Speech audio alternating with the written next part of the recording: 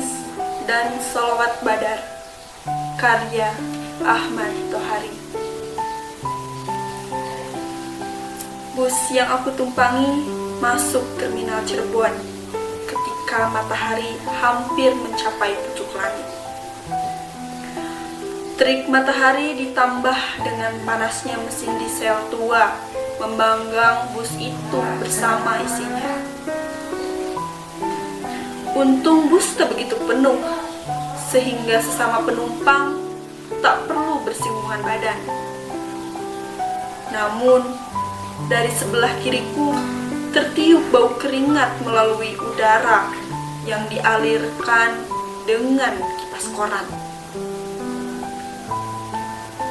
Dari belakang terus-menerus mengepul asap rokok dari mulut seorang lelaki yang setengah mengantuk. Begitu bus berhenti, puluhan pedagang asongan menyerbu masuk. Bahkan, beberapa di antara mereka sudah membanjiri loncat ketika bus masih berada di mulut terminal. Bus menjadi pasar hiruk-pikuk. Celakanya, mesin bus tidak dimatikan dan sopir meloncat turun begitu saja. Dan para pedagang asongan itu menawarkan dagangan dengan suara melengking agar bisa mengatasi deru mesin.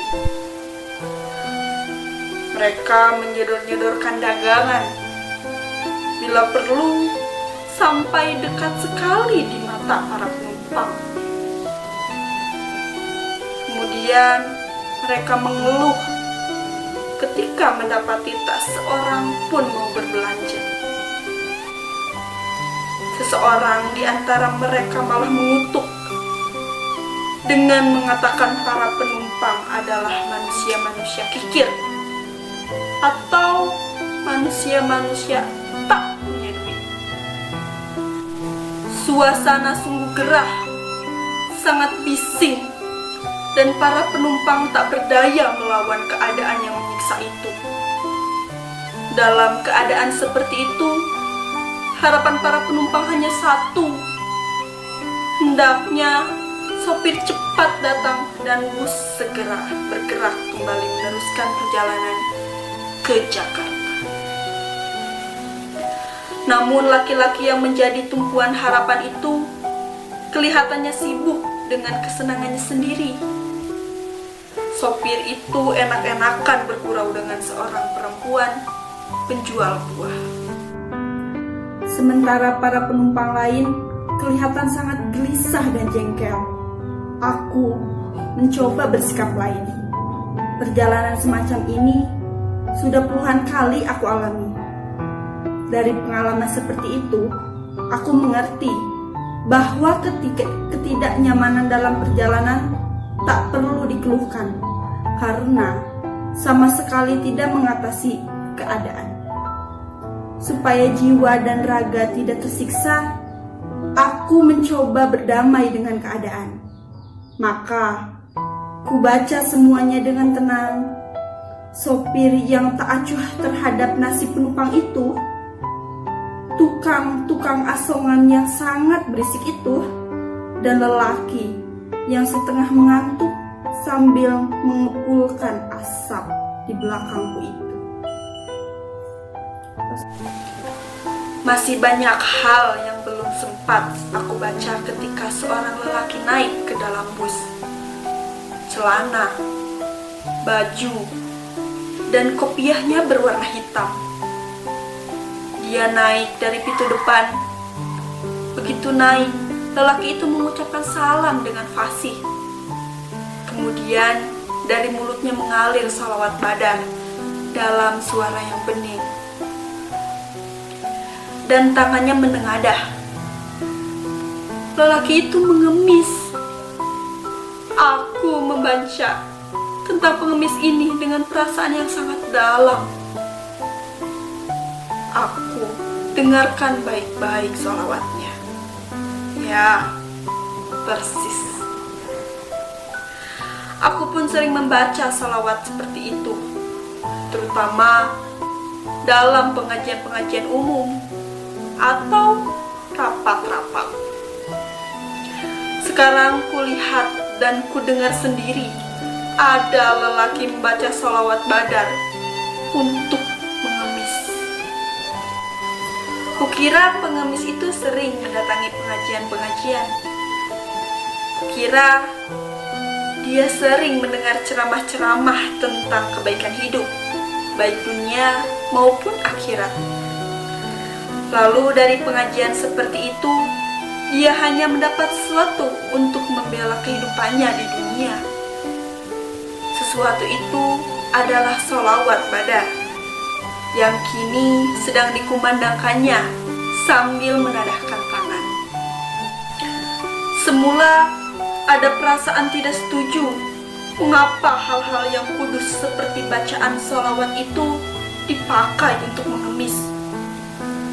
Tetapi perasaan demikian lenyap ketika pengemis itu sudah berdiri di depanku. Mungkin karena sholawat itu, maka tanganku bergerak merogoh kantong dan memberikan selembar tusa. Atau karena ada banyak hal dapat dibaca pada wajah si pengemis itu. Di sana aku lihat kebodohan, kepasrahan yang memperkuat penampilan kemiskinan.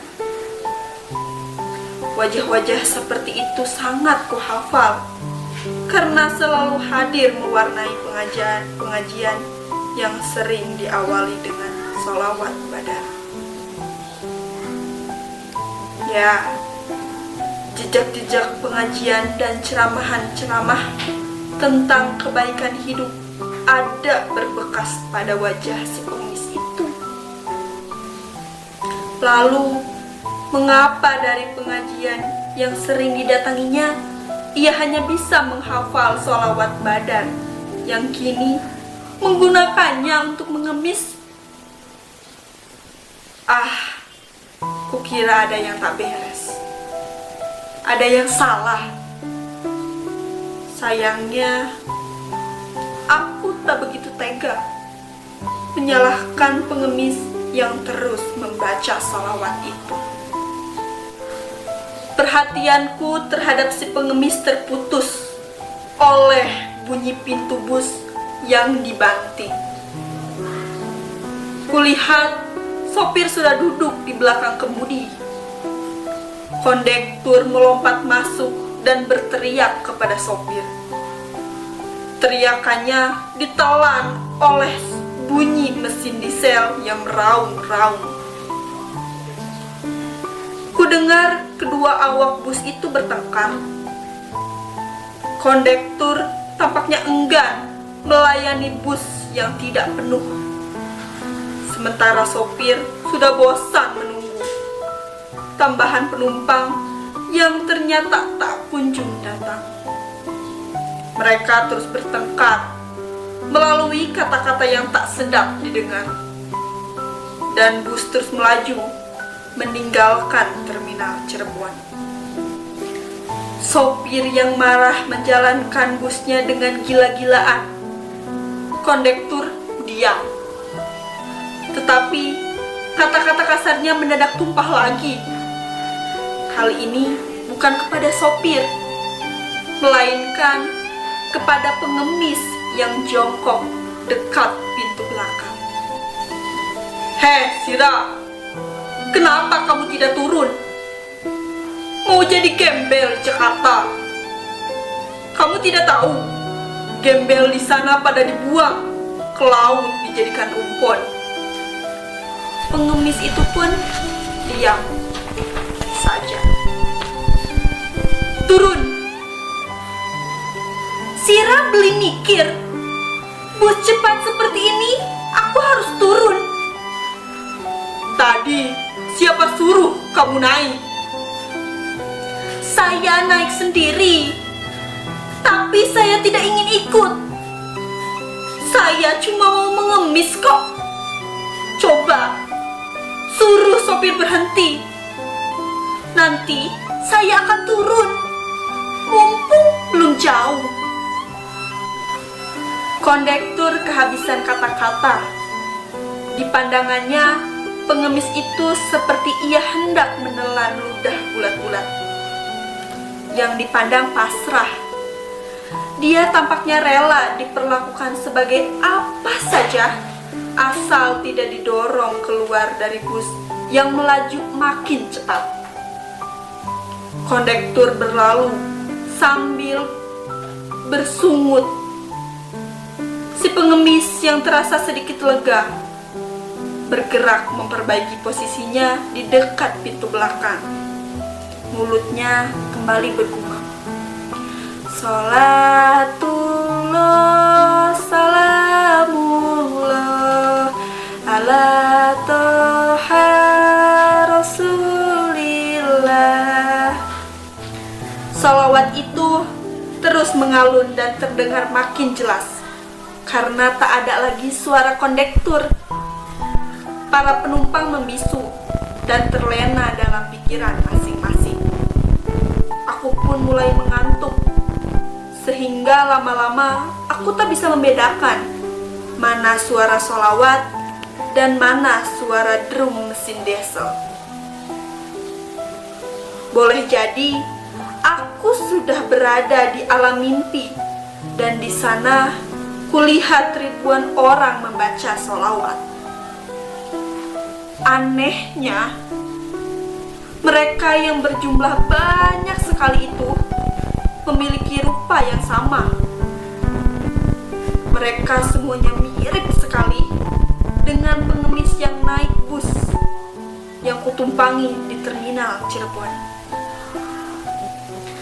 Dan dalam mimpi pun aku berpendapat bahwa mereka bisa menghafal teks sholawat itu dengan sempurna, karena mereka sering mendatangi ceramah-ceramah tentang kebaikan hidup di dunia maupun akhirat. Dan dari ceramah-ceramah seperti itu, mereka hanya memperoleh hafalan yang untungnya boleh dipakai modal penadah tangan. Kukira aku masih dalam mimpi ketika kurasakan peristiwa yang hebat. Mula-mula kudengar guntur meledak dengan suara dahsyat. Kemudian kulihat mayat-mayat berterbangan dan jatuh di sekelilingku. Mayat-mayat itu terluka, dan beberapa di antaranya kelihatan sangat mengerikan.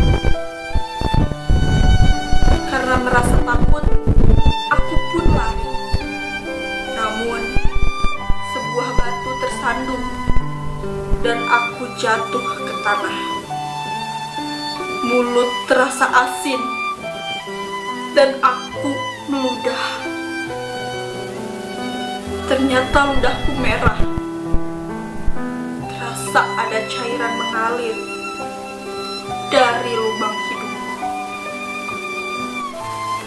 Ketika kuraba, cairan itu pun darah. Ya Tuhan, tiba-tiba aku tersadar bahwa diriku terluka parah. Aku terjaga, dan di depanku ada malapetaka. Bus yang kutumpangi sudah terkapar di tengah sawah, dan bentuknya sudah tak karuan. Di dekatnya berguling sebuah truk tangki yang tak kalah ringseknya. Dalam keadaan panik, aku mencoba bangkit, bergerak ke jalan raya. Namun rasa sakit memaksaku duduk kembali. Kulihat banyak kendaraan berhenti. Kudengar orang-orang merintih. Lalu samar-samar kulihat seorang lelaki kusut keluar dari bangkai bus. Badannya tak tergores sedikit pun.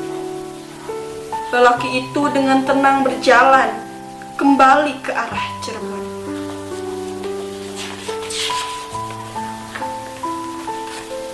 telingaku dengan gamblang mendengar suara lelaki yang terus berjalan dengan tenang ke arah timur itu. Salatullah, salamullah ala